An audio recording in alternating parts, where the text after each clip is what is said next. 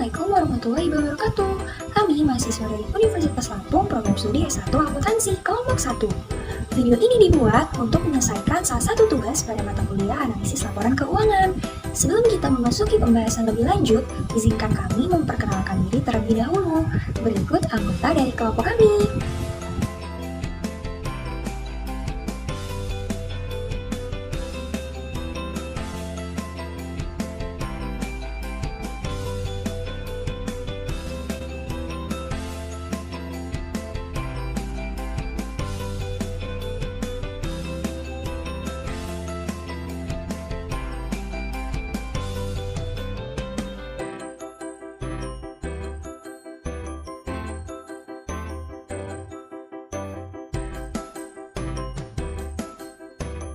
Pada kali ini, kami akan mempresentasikan materi dengan judul Analisis Laporan Keuangan pada PT Astrindo Nusantara Tbk. Berikut penjelasan dari kami. PT Astrindo Nusantara Infrastructures Tbk merupakan sebuah perusahaan yang bergerak di bidang infrastruktur sumber daya energi terintegrasi di Indonesia. Perseroan didirikan pada 19 April 2007. Pada 30 September 2009, PT Bakau Oil Engineering and Technology resmi mengubah namanya menjadi PT Bedakat Petroleum Energi Tbk. Selanjutnya pada 11 Februari 2010, perseroan memperoleh pernyataan efektif dari Bapepam LK untuk melakukan penawaran umum perdana saham kepada masyarakat dengan harga penawaran Rp140 per saham. PT Benakat Petroleum Energi Tbk memutuskan untuk melakukan perubahan nama menjadi PT Benakat Integra Tbk. Dan pada 2017, perseroan memiliki 3 entitas usaha dan 1 unit bisnis yang berfungsi untuk mendukung pertumbuhan kinerja perseroan. Setelah mengalihkan fokusnya dari eksplorasi sumber daya alam menjadi pembangunan infrastruktur, PT Benakat Integra berganti nama menjadi PT Astrindo Nusantara Infrastruktur.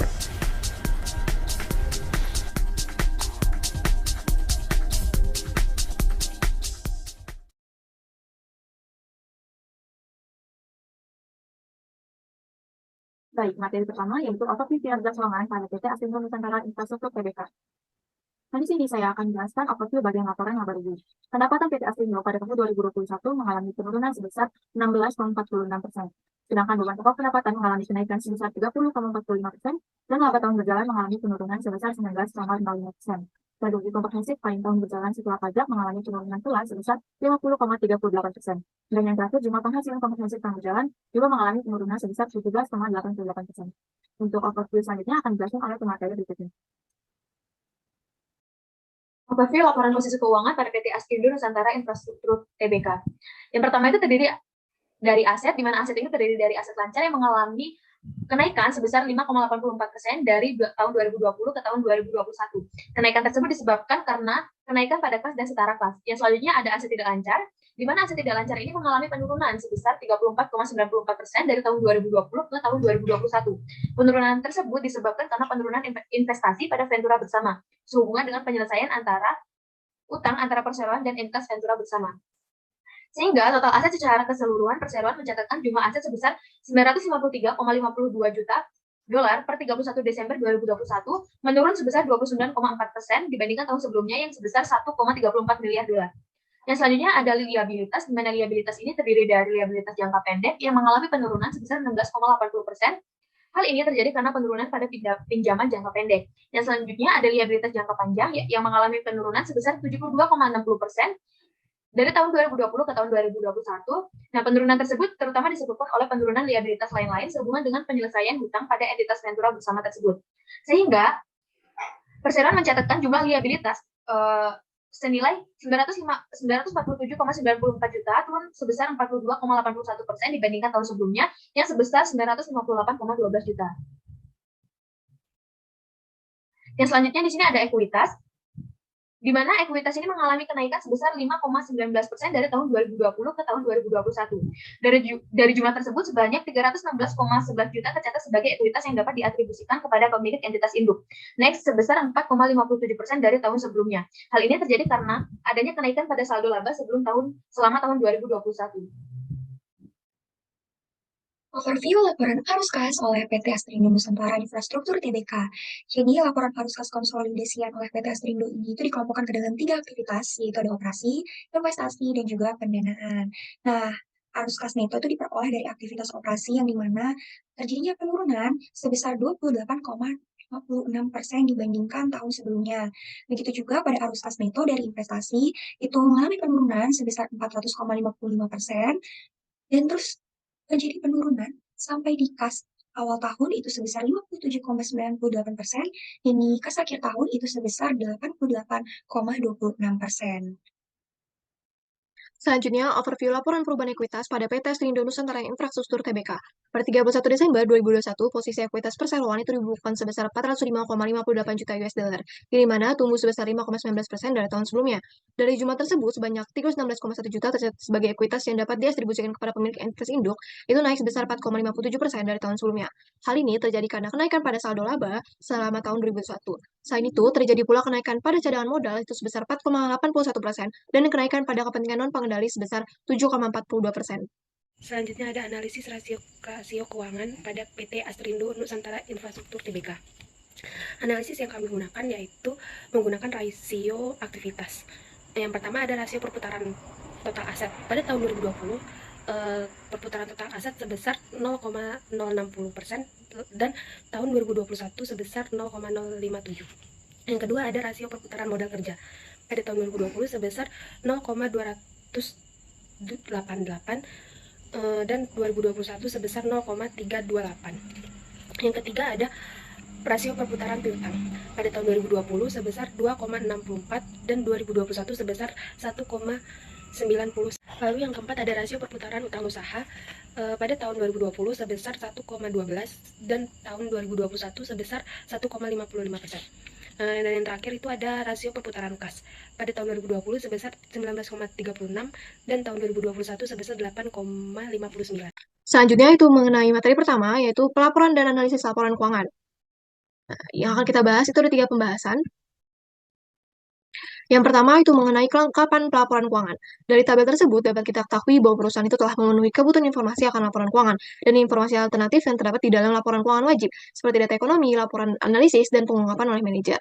Dengan pengungkapan yang dilakukan ini, dapat kita ketahui juga bahwa perusahaan itu telah menyajikan laporan keuangan yang sesuai dengan PSAK nomor 1 tentang penyajian laporan keuangan. Nah, pembahasan kedua itu mengenai pengumuman laba. Dengan menggunakan dasar dividen, perusahaan itu telah melakukan pengumuman laba tahun berjalan yang dapat didistribusikan kepada pemilik entitas. Pengumuman laba dapat kita lihat pada laporan keuangan, yakni pada laporan laba rugi dan penghasilan konferensif dan lain konsolidasian. Di laporan, itu diungkapkan laba yang dapat didistribusikan kepada pemilik entitas itu sebesar 400,3 juta, dan penghasilan konferensif itu dapat didistribusikan kepada pemilik entitas pemilik induk itu sebesar 13,8 juta. Nah, pembahasan yang ketiga yang terakhir itu mengenai analisis kinerja akuntansi akrual PT Asrindo Nusantara Infrastruktur Tbk. Nah, untuk melihat bagaimana akuntansi akrual itu bekerja, maka perusahaan itu harus memperhatikan bagaimana laba akrual atau laba neto dan arus kas bebas dalam mengukur kinerja keuangan perusahaan. Nah, serta melihat hubungan keduanya dengan outputnya terhadap naiknya harga saham. Dapat dilihat dari tahun ke tahun posisi arus kas bebas itu selalu positif. Tandanya pendapatan dari perusahaan itu mampu menunjung usaha yang dimilikinya.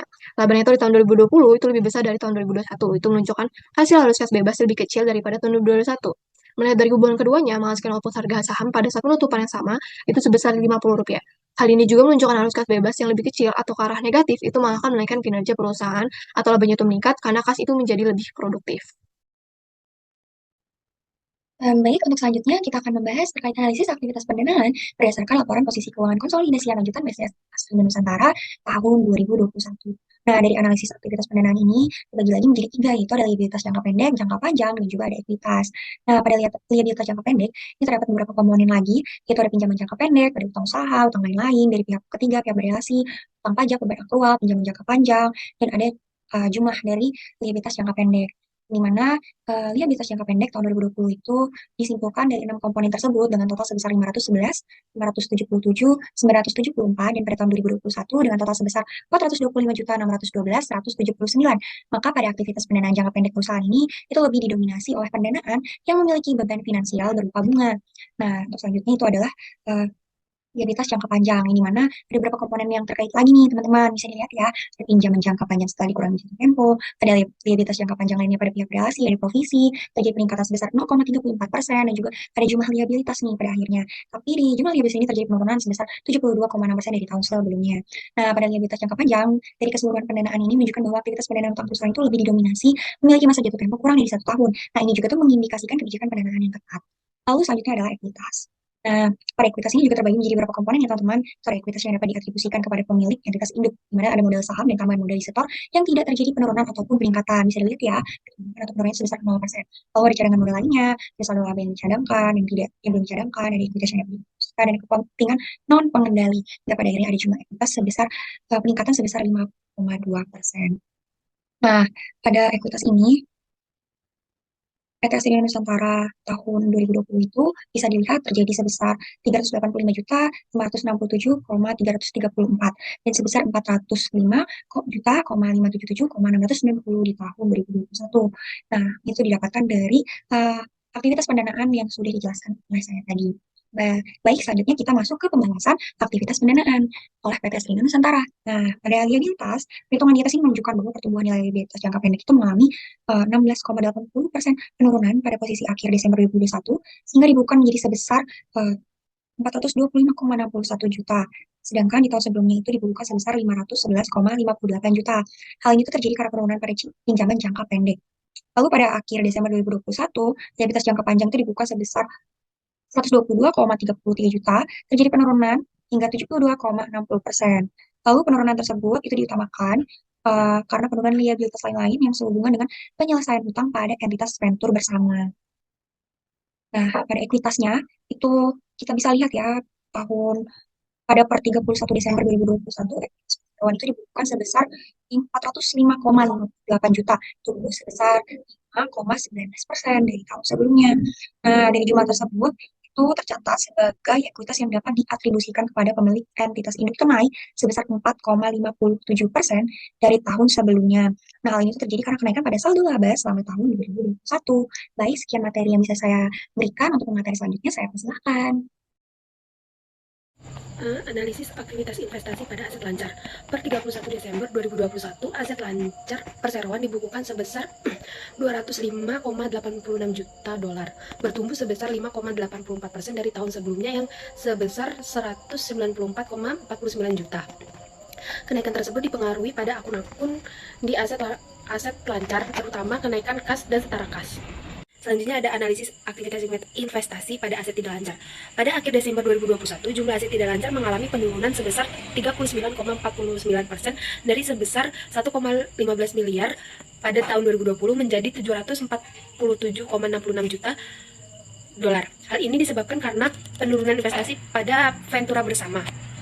Jadi total aset secara keseluruhan periode 31 Desember 2021 pada PT Astrindo Nusantara Infrastruktur Tbk sebesar 953,52 juta dolar, yang dimana mengalami penurunan sebesar 29,4% dibandingkan periode sebelumnya sebesar 1,34 miliar dolar. Saya akan melanjutkan materi berikutnya, yaitu analisis investasi antar perusahaan di PT Astrindo Nusantara Infrastruktur Tbk.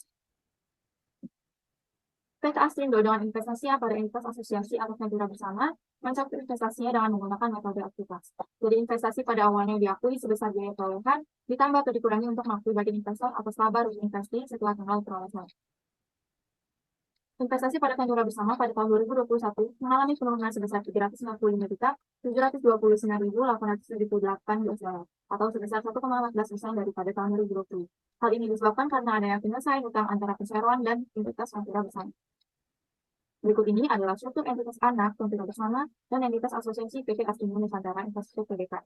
Dengan notes nomor 1 yaitu berarti pemilikan langsung, nomor 2 pemilikan tidak langsung, nomor 3 perusahaan yang belum beroperasi komersial, nomor 4 entitas anak yang didirikan di tahun 2021, dan nomor 5 laporan keuangan dikonsolidasi sejak 1 Januari 2021. Sekian materi yang dapat saya sampaikan. Untuk materi berikutnya, saya persilakan. Analisis aktivitas operasi pada PT Astrindo Nusantara Infrastruktur Tbk. Dapat dilihat pada tabel tersebut bahwa aktivitas investasi pada PT Astrindo ini mengalami penurunan sebesar 28,56% dari tahun 2020 ke tahun 2021. Nah, penurunan ini disebabkan oleh kenaikan pembayaran kepada pemasok yang naik sebesar 7,71% dari tahun 2020 ke tahun 2021 dan juga kenaikan pembayaran beban keuangan sebesar 29,42% dari tahun 2020 ke tahun 2021. Sepanjang tahun 2021, perseroan telah merealisasikan belanja modal sebesar 44.000 dolar untuk kepentingan operasional. Sumber dana yang digunakan untuk belanja modal berasal dari kas internal perusahaan. Seluruh aktivitas operasi bisnis yang dilaksanakan oleh perseroan dipastikan telah mengindahkan ketentuan atau peraturan perundang-undangan yang berlaku, baik di bidang pasar modal ataupun regulasi industri yang relevan dengan bidang usaha perseroan. Hal ini dilakukan sebagai wujud kepatuhan perseroan terhadap regulator dan sebagai bentuk nyata atas komitmen perseroan dalam menegakkan prinsip-prinsip tata kelola yang baik dalam setiap aspek proses bisnis. Pembahasan selanjutnya yaitu mengenai analisis arus kas PT Astrindo Nusantara Tbk. Nah, laporan arus kas perusahaan ini disusun menggunakan metode langsung dan dikelompokkan ke dalam aktivitas operasi, investasi, dan pendanaan. Yang pertama ada arus kas operasi. Arus kas operasi perusahaan ini menghasilkan nilai yang positif dengan jumlah yang cukup besar, walaupun terjadi penurunan dari tahun sebelumnya. Yang berarti operasi perusahaan ini mampu menghasilkan laba. Pada akhir 2021, nilai kas operasi bersih yang diperoleh perseroan dari aktivitas operasi itu menurun 28,56% dibanding tahun sebelumnya. Hal ini terjadi karena kenaikan pembayaran kepada pemasok dari pembayaran beban keuangan. Nah, yang selanjutnya itu ada arus kas investasi. Di tahun 2021, perseroan itu mencatat kas bersih dari aktivitas investasi. Hal ini terjadi karena adanya penerimaan dividen dari Ventura bersama. Sedangkan di tahun sebelumnya, perseroan itu tidak mendapatkan penerimaan dividen dari Ventura bersama, sehingga perseroan itu menggunakan kas bersihnya untuk aktivitas investasi. Nah, yang ketiga itu adalah kas pendanaan. Di tahun 2021, perusahaan itu menggunakan kas bersih untuk aktivitas pendanaan, sedangkan di tahun sebelumnya, perseroan itu memperoleh kas bersih dari aktivitas pendanaan. Hal ini terjadi karena pembayaran pinjaman jangka panjang perseroan selama tahun 2021. Nah, berikut ini grafik dari laporan arus kasnya. Nah, selanjutnya itu analisis arus kas bebas. Nah, cara menghitungnya dengan cara arus kas dari operasi itu dikurang belanja modal. Nah, dari tabel tersebut dapat kita lihat dari tahun ke tahun posisi arus kas bebas perusahaan itu selalu positif dan terjadi peningkatan. Ini tandanya pendapatan dari perusahaan itu mampu menunjang usaha yang dimiliki. Jika dipertahankan, maka perusahaan itu dalam mengelola keuangannya itu akan semakin baik. Nah, selanjutnya mengenai analisis rasio kas. Rasio arus kas. Yang pertama itu ada rasio arus kas operasi atau AKO. Nah, dari hasil perhitungan dapat diketahui bahwa nilai rasio arus kas operasi itu menunjukkan pencapaian kurang dari 1, sehingga kemungkinan perusahaan itu tidak mampu membayar kewajiban lancarnya hanya dengan aktivitas operasi saja tanpa dukungan dari aktivitas lain di perusahaan. Nah, yang kedua itu ada rasio cakupan kas terhadap bunga atau yang kita singkat menjadi CKB. Hasil dari analisis ini terlihat bahwa perusahaan itu dapat dikatakan cukup baik karena di atas standar. Nah, rasio yang semakin baik itu menunjukkan jika arus kas operasi itu mempunyai kemampuan yang lebih baik dalam menutup biaya bunga, sehingga kemungkinan perusahaan itu tidak mampu membayar bunga itu sangat kecil. Nah, selanjutnya itu mengenai rasio cakupan kas terhadap utang lancar atau CKHL. Dapat diketahui bahwa nilai rasio CKHL tahun 2020 sampai dengan tahun 2021 dibandingkan dengan nilai rasio yang dipersyaratkan dalam menjaga likuiditas perusahaan itu kurang dari 1. Maka perusahaan itu memungkinkan tidak mampu dalam membayar kewajiban lancarnya hanya dengan menggunakan arus kas operasi dan dividen kas tanpa dukungan aktivitas lain dari aktivitas perusahaannya. Nah, yang keempat itu ada rasio total hutang. Nah, nilai rasio total hutang itu menunjukkan pencapaian kurang dari 1, sehingga kemungkinan perusahaan itu tidak mampu membayar total kewajiban hanya dengan aktivitas operasi saja, tanpa dukungan dari aktivitas lain di perusahaan ini. Nah, rasio yang cukup rendah itu menunjukkan kemampuan perusahaan yang kurang baik dalam membayar semua kewajiban yang berasal dari aktivitas operasi perusahaan. Nah, analisis rasio arus kas yang terakhir itu adalah rasio cakupan arus kas dana atau CAD. Rasio CAD ini menunjukkan kemampuan yang dimiliki arus kas operasi perusahaan dalam memenuhi kewajiban dalam jangka waktu selama 2 tahun mendatang itu baik karena dari hasil perhitungan itu sudah mencapai di atas standar 1. Nah, berikut ini grafik dari analisis rasio arus kas. Akan saya lanjutkan kembali yaitu mengenai pengembalian atas investasi modal dan analisis profitabilitas pada PT Astrindo Nusantara Infrastruktur Tbk. Dalam perhitungan ROCE PT Astrindo Nusantara tahun 2020 menunjukkan hasil sebesar 15% dan tahun 2021 sebesar 11%. PT Astrindo Nusantara mengalami penurunan ROCE sebesar 4% yang disebabkan oleh laba bersih yang menurun. Selanjutnya ROE atau pengembalian ekuitasi tahun 2020 PT Astrindo sebesar 7% dan di tahun 2021 sebesar 5%. Hal ini menunjukkan bahwa perusahaan mengalami penurunan dan menunjukkan bahwa kemampuan perusahaan dan modal ada yang kurang baik. Selanjutnya ada RNOA pada tahun 2021 sebesar 2%. Hal ini menunjukkan bahwa kemampuan perseroan dalam mengelola rata-rata aset operasinya untuk menghasilkan jumlah laba operasi bersih masih kurang baik. Berikut ini adalah perhitungan pengembalian atas investasi modal dan analisis profitabilitas pada perusahaan lain yang berkedudukan di industri yang sama yaitu PT Adaro Energi Indonesia.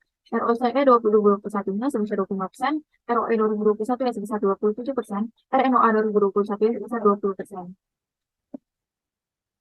Berikut adalah grafik perbandingan rasio PT Astrindo Nusantara Infrastruktur Tbk dengan PT Adaro Energi Indonesia.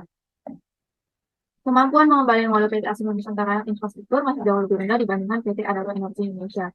PT Astrindo harus lebih meningkatkan kinerjanya lagi, terutama dalam menghasilkan laba, dan perseroan juga harus mengantisipasi agar perseroan tetap memperoleh keuntungan yang meningkat.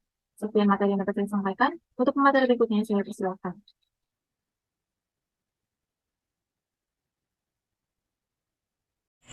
Selanjutnya ada analisis prospektif pada PT Astrindo Nusantara Infrastruktur Tbk. dalam analisis prospektif ada proyeksi laporan keuangan. Yang pertama ada proyeksi laba rugi. Dilihat dari tabel tersebut bahwa margin laba kotor mengalami sedikit kenaikan terhadap pendapatan. Begitu pula dengan beban umum dan administrasi. Pada bagian laba dan ventura bersama mengalami penurunan, lalu akun penghasilan bunga dan lainnya mengalami kenaikan. Lalu yang kedua ada proyeksi posisi keuangan. Pada total aset secara keseluruhan diperkirakan pada tahun 2022 akan meningkat sebesar 961,53 juta dari tahun 2021 sebesar 953,52 juta.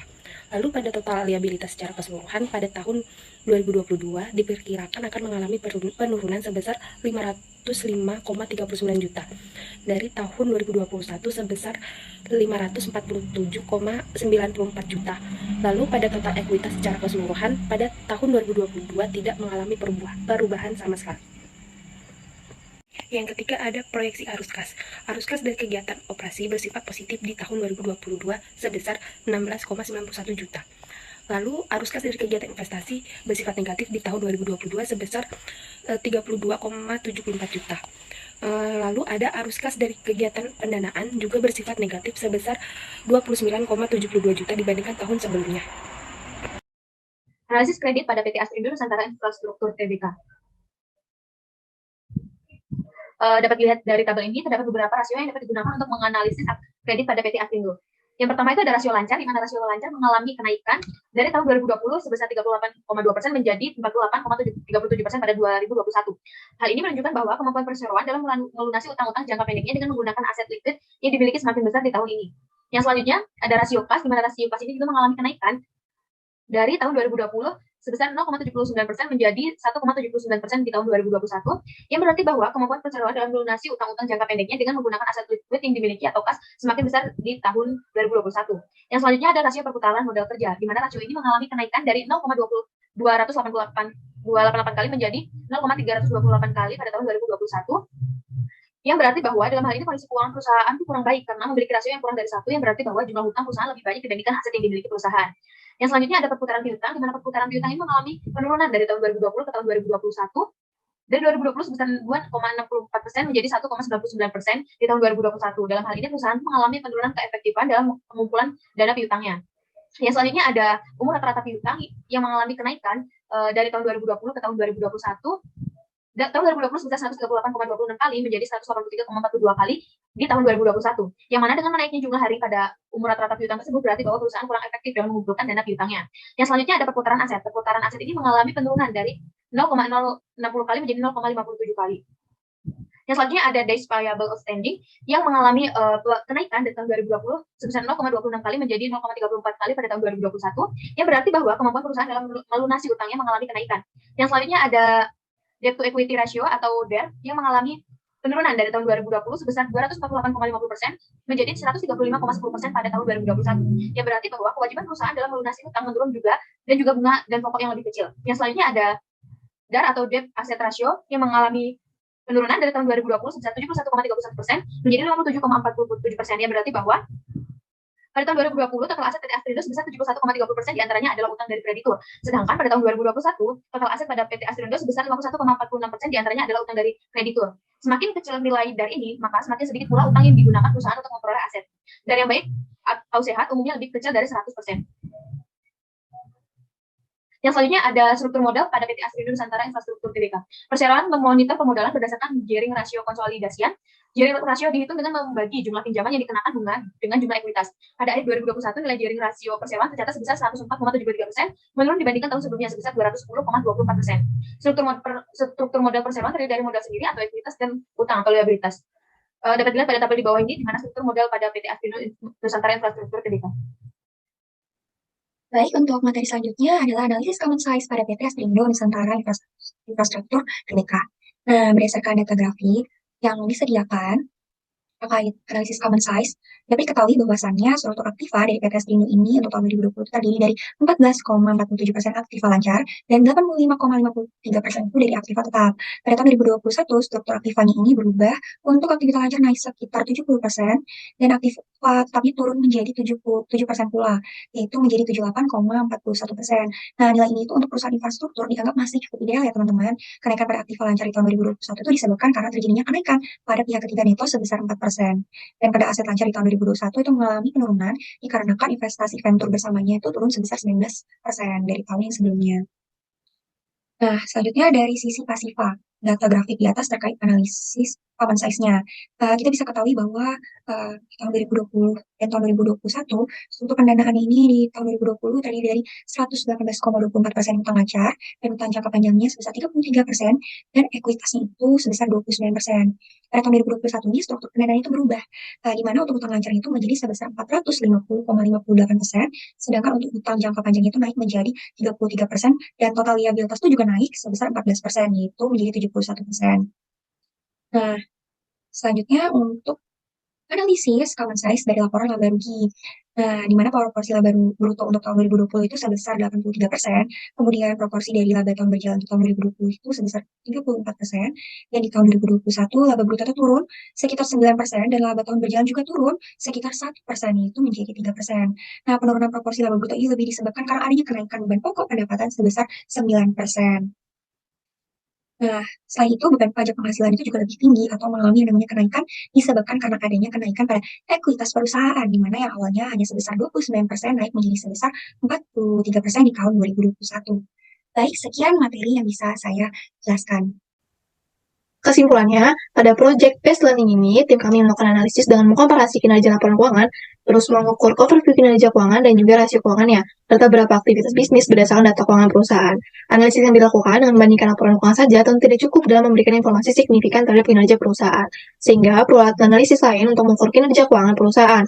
Kinerja perusahaan itu dapat ditinjau kembali menggunakan rasio keuangan serta beberapa analisis aktivitas bisnis perusahaan. Tim kami menggunakan analisis rasio keuangan berdasarkan beberapa rasio, yaitu rasio likuiditas, aktivitas, solvabilitas, dan profitabilitas. Selain itu, tim kami juga melakukan beberapa analisis aktivitas bisnis perusahaan itu seperti aktivitas pendanaan, aktivitas investasi, operasi, analisis arus kas, analisis pengembalian atas investasi modal, analisis prospektif, serta analisis kredit pada PT Astrindo Nusantara Infrastruktur Tbk. Mungkin itu saja kesimpulan yang dapat saya bacakan. Terima kasih.